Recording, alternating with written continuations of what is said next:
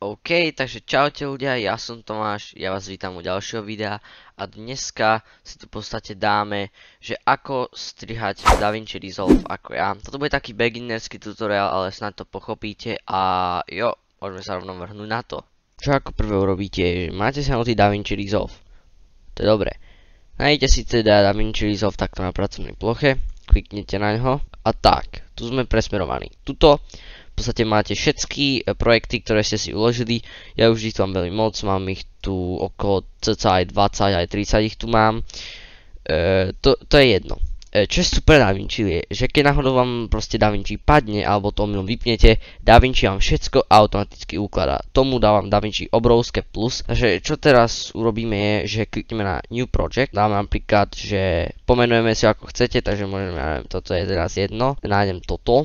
Create. Toto môžete si tam novú nejaký update, ale to ja teraz nepotrebujem.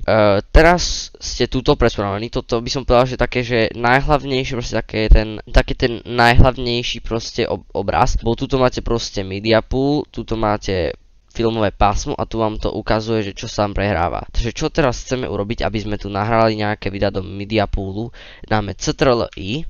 To sa nám teraz otvorí takto zložka, takže si vyberieme videa, vyberieme si napríklad toto videjko, dáme change. Čo ja hneď urobím, toto je, že skontrujem a dám ešte raz, že tu mám 60 fps, save, to je najdôležitejšie. Teraz tu vidíte, že máme video. Teraz si ho kľudne môžeme takto naťahnuť na filmové pásmo a super, urobili ste prvú vec. Takže tuto sa teraz nachádzate vo filmovom pásme.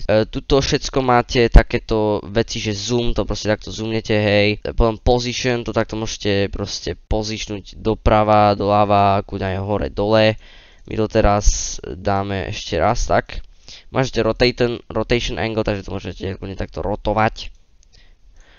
A toto neviem čo je, tieto 4 sú nám podstatné, tieto 3, keď chcete proste robiť takéto priblíženia alebo takéto pohyby, tieto 3 sú najdôležitejšie. Ale potom tu máme kompozit. V podstate to máte ako keby také filtre, že tu dáte color, tak to máte také viacej černé, color burn.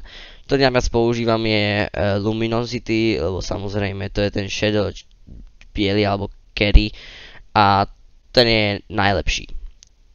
A v podstate si rozklikneme a máme tu všetky tie vlastnosti toho videa. Máme tu samozrejme aj audio, to v podstate, že ten zvuk toho videa. Ja väčšinou čo urobím je, že to dám na plus 10, lebo mám celkom tichý mikrofón. A dám si equalizer a najlepšie, čo ja vždycky robím je, že dvojku dám na minus 20 a štvorku dám na minus 50. Takto to ja vždycky robím. A teraz ako napríklad vystrihnúť nejakú vec videa. Dáte Ctrl+B, urobí vám to cut. A keď chcete vyberať, nemusíte takto nejak klikať na to, ale stačí vám iba podržať myšku a takto a máte vybrané obidva tieto videá. Takže dáte Ctrl+B, urobíte cut. To znamená, že vystrihnete z toho tú najpodstatnejšiu vec a môžete takto. Takže ja to väčšinou robím je, že napríklad je tu nejaké video a nájdem nejakú tichú časť, ktorá je nepodstatná, tak dám Ctrl+B a dám Ctrl+B a teraz dám cut. Samozrejme, keď chcete dať Ctrl+B, máte tu veľa vecí na výber, máte tu copy, paste, to znamená, že kopírujete ten celý snímok aj so zvukom a paste znamená, že to proste vložíte späť toto. Potom tu máte aj change clip duration, toto nevyužívam, change speed, toto využívam troška viacej. A samozrejme, keď náhodou proste zistíte, že ste urobili niečo zlé, tak dáte, napríklad neviem, som omylom vystrihol tento snímok, ktorý som nechcel, dáte Ctrl+Z. To si zapamätajte, ľudia, toto používam najviac, keď náhodou niečo dodrbem, tak Ctrl+Z všetko vždycky zachráni. Teraz sa vrhneme na edit. Edit v podstate tuto máte veci, tu máte tiež takéto filmové pásmo, je to tiež dosť dôležité a toto tiež dosť využívam. Máte tu toolbox, tu máte všetky veci, ktoré tu máte, ale máte tu aj video transitions, audio transitions, titles a rôzne veci.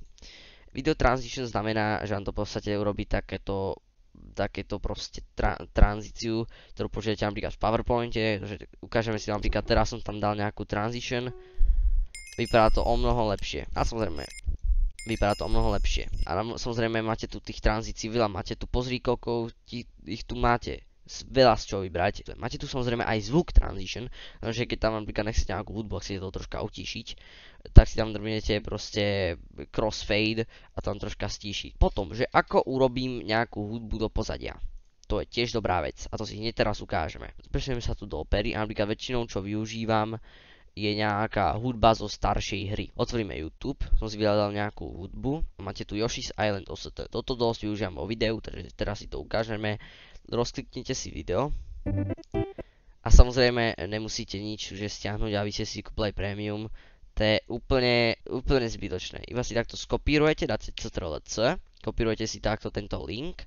Teraz otvoríte SSVid, to je v podstate cez čo ja stiahujem videa. Prvý odkaz a dáte Ctrl+V. Teraz počkáte, máte ju takto. Čo väčšinou robíme, že to je hudba, tak samozrejme stiahnem tú nižšiu kvalitu, aby som mal stiahovať toto. Ale dobre, stiahol sa mi v podstate hudba, tam download, nebudete sa ľudia, nie je to vírus. A teraz čo väčšinou robím je, že napríklad tu mám, že hudby do videí, tak to takto dám.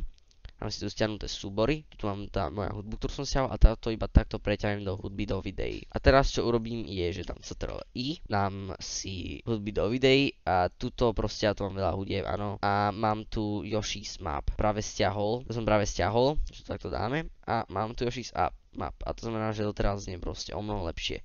Samozrejme tá hudba vám urve uši, takže čo ja väčšinou robím je, že to dám na minus 25, ale vždycky to je veľmi tiché v tom videu, takže asi odporúčam nejakých minus 19, minus 18 možno. Áno, takže teraz a samozrejme si hovoríte, že ježiš, mi tu vadí toto tu na tej obrazovke, toto fuj zlé.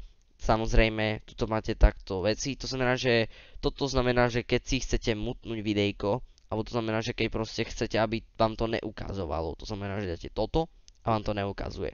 Takto vyzerá keyframes, keď to robí starter.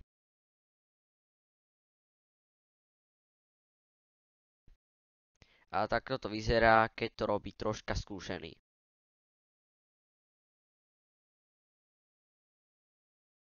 Ja vás to naučím tak, aby ste to robili ako skúšený a vaše videá sa zlepšia tak o 200-300%, čo sa týka editovania.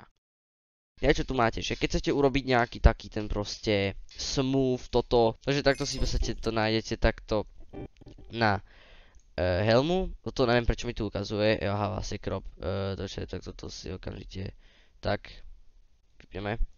Super, máme takto. To dáme takto tu. Klikneme na tento tu červený štvorec, alebo čo to je. Teda, klikneme na tento štvorec, urobí ho to červeným, to je super. To dáme ešte takto troška nižšie. Potom napríklad sa posunieme takto do 1/3. Dám to position tu a dám to takto tu do stredu. A to si iba takto možno znížim, hej. A teraz pozerajte.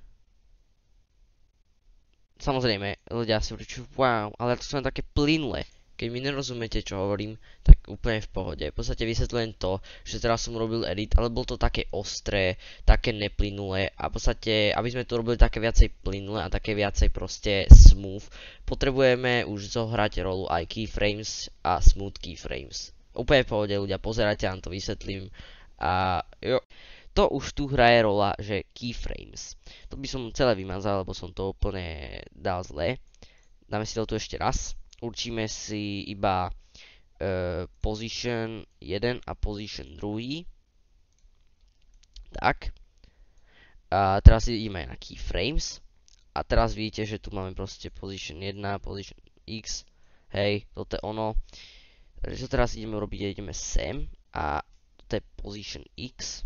Teraz tu máme takto rozkliknutý position x, alebo position, áno. Máme tu, toto v podstate je niekoľko sekúnd, toto si môžeme nechať na tejto, toto by som možno aj dal nižšie. Tak, toto by som dal proste nižšie, musíte to troška natiahnuť proste nízko jak pes. Takže mám to takto tu, a toto máme takto tu. To znamená, že máme to takto tu, ale samozrejme zoom by nebol vôbec zlý. Takže máme to takto tu a teraz si hovoríte, že ale jak to urobím také viacej, také plynulé. To teraz kliknete na toto a máte takto, takto dáte takto viacej smerom sem. Toto dáte viacej tak, tak nič, počkaj. Tak. Tak teraz kliknete na toto, dáte znova tento a máte takto viacej a teraz uvidíte tú plynulosť, tak ako vám to urobí. Pozerajte.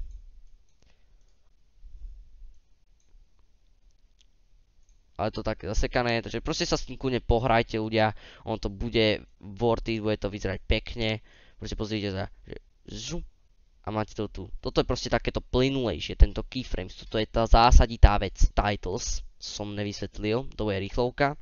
Takže máte tu titles, to sú v podstate text, takže tu si proste iba takto zoberete, máte tu veľa textov. Ja najviac používam tento text alebo text plus. Text plus je podľa mňa aj lepší, takže si dáme text plus. Tak, naťahneme si ho sem. Tu sa napríklad dáme, že hola, napríklad to je jedno úplne.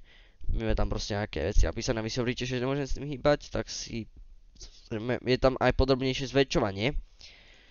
Môžete si napríklad tuto dať transform, settings, jo, toto, tak to si môžete dať, tak to proste, a napríklad chcete tam aj nejaké proste ten outline pri tomto text plus, takže idete sem do toolboxu, napíšete outer stroke, to v podstate stroke znamená nejaká tá outline.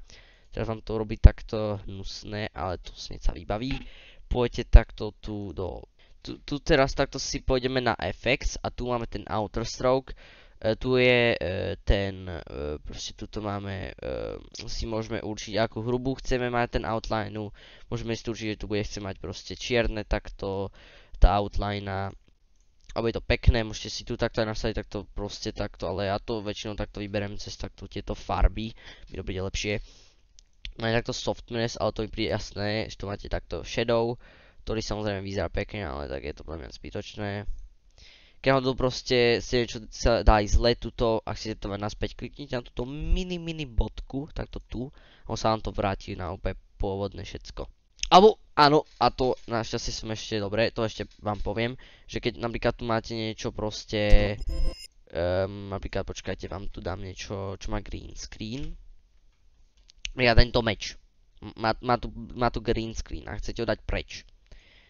Má tu green screen a chcete ho dať preč. Proste nelúbi sa vám. Tak proste iba dáte edit. Dáte tento 3D keyer. Ten si takto nájdete 3D keyer. Takto si ho tu vložíte do toho. Dáte teraz takto toto. Takto tento štvorček s tými malinkými štvorčekmi otvoríte. Dáte Open FX Overlay. A takto si tu v podstate v tomto, jo, takto som si to nájsť. Teraz vám to takto vystrihne. Čo väčšinou robíme, že takto si to dám, takto a ešte takto troška zajdem do toho a vám to vymaže ešte väčšiu tú zelenú outline. A máte vymazaný green screen. No dobre ľudia, ak sa vám toto video ľúbilo, dajte like, odber. Keď chcete samozrejme aj iné takto tutoriály s tým DaVinci, kľudne napíšte, ja sa to naučím, ja vám to poviem hneď všetko. A jo, vidíme sa v ďalšom videu.